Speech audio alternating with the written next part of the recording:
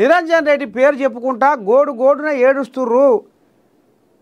నా మీద పడి కొంగు అడ్డం పెట్టుకొని కాకి శోకం తీస్తుర్రు. నిరంజన్ రెడ్డి చేసిన పాపాలకు, నిరంజన్ రెడ్డి చేసిన అన్యాయాలకు, అక్రమాలకు ఇవాళ బొచ్చడు ఫామ్ హౌస్లు కట్టుకుండు. బొచ్చడు ఫామ్ హౌస్లు కట్టుకుండు నిరంజన్ రెడ్డి అని కవితమ్మ అంటుంది.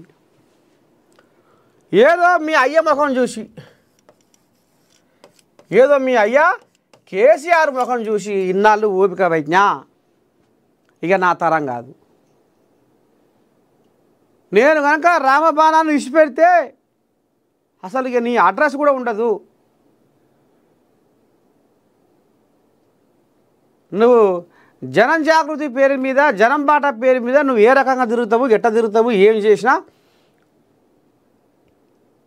నిన్ను జనాలు నమ్మే పరిస్థితి లేదు. నువ్వు లిక్కర్ రానివి.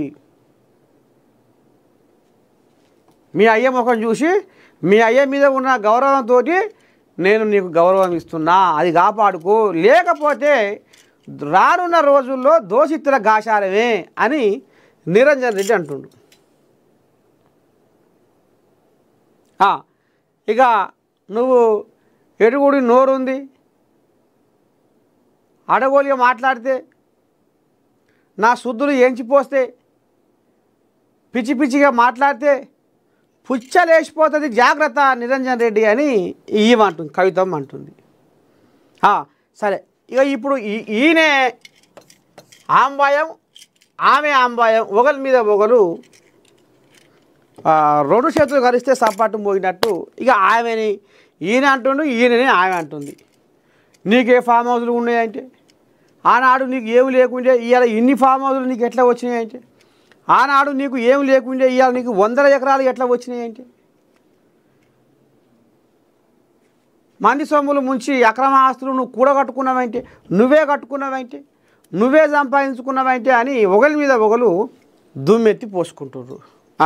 ఇక వీడికి ఇలా ముచ్చట. అయితే ఇంట్లో జనాలు ఏమంటుర్రయ్యా, సోషల్ మీడియా ఏమంటుందయ్యా, మరి నిరంజన్ రెడ్డి అక్రమంగా 3 ఫామ్ హౌస్లు సంపాదించుకుండు, బొచ్చడు పైగం కూడబెట్టుకుండు, తరతరాలు తిన్న తరగని సంపదను ఎన్కేసుకుండు, మరలేసుకుండు, మల్లగట్టుకుండు అనేది ఇప్పుడు కవితమ్మ నోట్లోకి వెళ్ళి జారి పడుతున్న పలుకులు. అయితే ఇప్పుడు ఇలా జనాలు మరి ఆనాడు మరి 10 ఏళ్ళు మీ అయ్యనే రాజ్యం వేలే, మీదే ప్రభుత్వం ఆనాడు 10 ఏళ్ళు. మరి ఆనాడు ఎందుకు కనపడలేదు ఇవన్నీ? మరి ఆనాడు కవితమ్మకు కళ్ళు మూసుకపోయినాయా?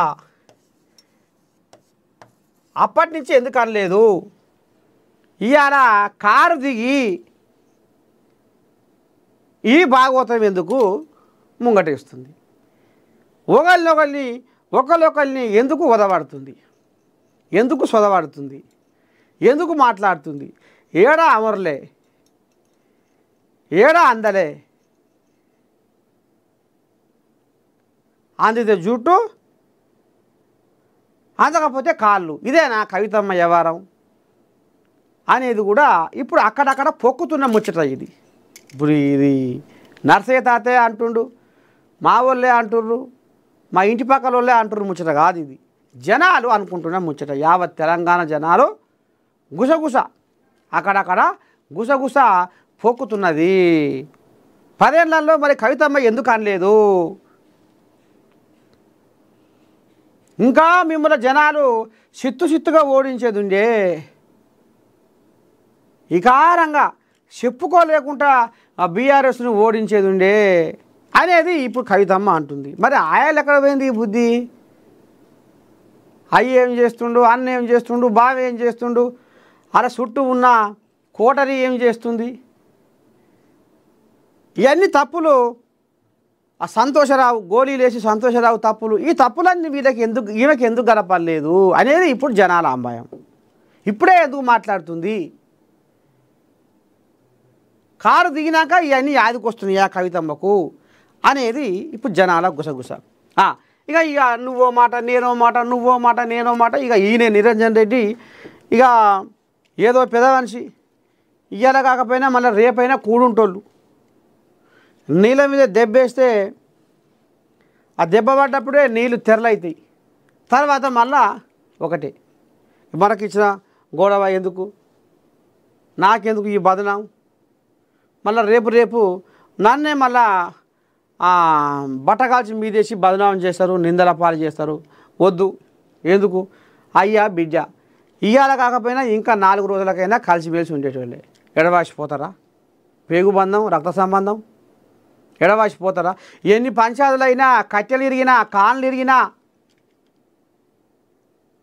పోలీస్ స్టేషన్లో పడ్డా పెద్ద మనుషులలో పడ్డా చుట్టూ 7 ఊర్ల పెద్ద మనుషులు వచ్చి పంచాయతీ తీర్మానం చేసినా ఇంకా ఎంత కథ జరిగినా రక్తాలు వెళ్తాడు కొట్టుకున్న ఆఖరికి వస్తారు కల్లా రక్త సంబంధాలు ఏదో ఒక రోజు కలుపుకపోయే వ్యవహారం ఒకటి ఆ గడియ వస్తుంది ఇవాళ కాకర బీకర అని అయ్య మీద అన్న మీద బావ మీద కాకయ్య కొడుకు తమ్ముని మీద తమ్ముడు అన్నాం మరి సంతోష కాకర బీకర మొత్తుకుంటుంది కానీ రేపో మాపో మళ్ళా కలవది వాళ్ళతో మాట్లాడకుండా ఉంటుంది అనేది నిక్రం ఏముంది ఎన్నడున్నా వాళ్ళంతా ఒకటే ఏదో పెద్ద మనిషి ఏమనుకుంటాడో ఏమో పుసుక్కున ఓ మాట అంటే అని ఇప్పుడు ఈ కోయిలాగా గుంజి పడుతుందట ఎవరు మాజీ మంత్రి నిరంజన్ రెడ్డి ఈ కథ నడుస్తుందో ఇలా పంచాది కానీ కవితమ్మ ఇప్పుడు ఒకటి మూట కట్టుకున్న ముచ్చట ఏంటంటే ఈ పాపము బీఆర్ఎస్ వాళ్ళు ఆనాడు చేసిన పాపాలు కవితమ్మకు ఆనాడు ఎందుకు కనపడలేదు ఆనాడు ఎందుకు కవితమ్మ కళ్ళు మూసుకపోయినాయి ఇవాళ ఎందుకని మాట్లాడుతుంది బయటకు వచ్చినాక అయితే ఏదో ఉంది మతలావు ఏదో లోపటి కథ ఉంది ఎన్నో బెడిసింది అనేది ఇప్పుడు జనాలకు అర్థమవుతా ఉంది